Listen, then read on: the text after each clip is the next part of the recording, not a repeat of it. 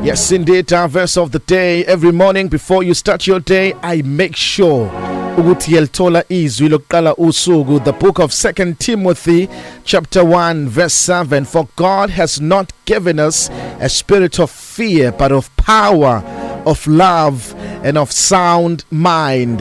This is our verse of the day as we are starting our Wednesday morning. For God has not given us the spirit of fear, but He has given us the spirit of power, of love, and of sound mind. Paul, it's the last letter written by Paul to the young man called Timothy. He was in prison, Paul and Timothy was a young man. Esendaweni ekhonza khona kune confusion eningi la akakhona engazi ukuthi uzokwenza kanjani uzoqhubeka kanjani nokukholwa kwakhe. And Apostle Paul is writing this letter uthi, do not fear, for God has not given us the spirit of fear. Fear is the instrument that the enemy use to move us from our position of trust in God. Ngoba isitha asinawo amandla okusebenza kodwa sisebenzisa amathuluzi athile. One of the tools angawasebenzisayo kwesaba akwenza usabe bese ugcina ukhohlwa nokwenza intando kaNkulunkulu ngoba uyesaba. Akwenza usabe ugcina usukhohlwa nanokwethemba uNkulunkulu ngoba uhlaselwe kwesaba. Kodwa nali verse namhlanje lithi God has not given us a spirit of fear, but He has given us the spirit of power. Asesabi thina noma isitha singalethani, we do not fear, for God has given us the spirit of power. Sinamandla uNkulunkulu akasinikeze wona.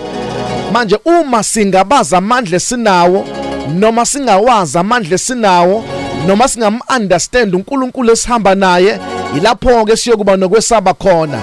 But the moment you understand your God, you fear no man, you fear no force, you fear no principalities, for I understand my God. Yamaze ngimkhonzayo ukuthi unamandla. He is capable of opening the Red Sea. He is capable ukuthi kwehle imane ehlane.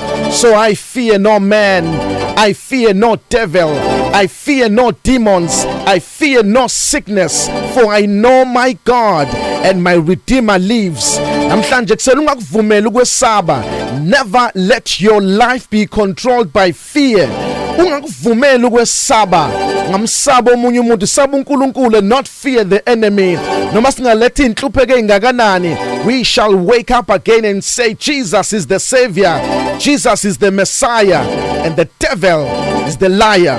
We stand up ngoba sesabi sinoNkulunkulu namandla, sinoNkulunkulu osinqobelayo, sinoNkulunkulu ongahlula. How can you fear unoNkulunkulu ovusa umuntu efile? How can you fear unoNkulunkulu okwazi ukuvusa umuntu ona 38 years egula? How can you fear unoNkulunkulu othi maye khuluma kudaleke, othi maye khuluma kuvela izinto? uNkulunkulu akasinikeza ngomoya okugwala, amagwala wabuye eceleni. For we have a God that never fails. Lesimo bhekene naso ungasabi, vuka ekseni usiconfronte uthi awunamandla phezulu kwempilo yami, awunamandla phezulu kwabantwana bami, awunamandla phezulu kwefamily yami. I don't fear anything ngoba nginoNkulunkulu onamandla. Sine backup yezulu, sine backup kaNkulunkulu emva kwethu. Masivuke ekseni sima ngeenyawo, asivuki sime sodwa kodwa amazulu asuke semva kwethu, suke phambi kwethu. Athi uDavid ungizungezile ngemumva nangaphambili, wasiwabeka isandla sakhe phezulu kwami. Lento oyibona ingakusabisi. uNkulunkulu onamandla, uNkulunkulu onamandla, uNkulunkulu onamandla, uNkulunkulu onamandla, uNkulunkulu onamandla ozokunqobela. Ungasabi namhlanje. Do not fear. Fear makubuyele emuva ugxobe ngeenyawo. You are above and not beneath. Never let fear control your life.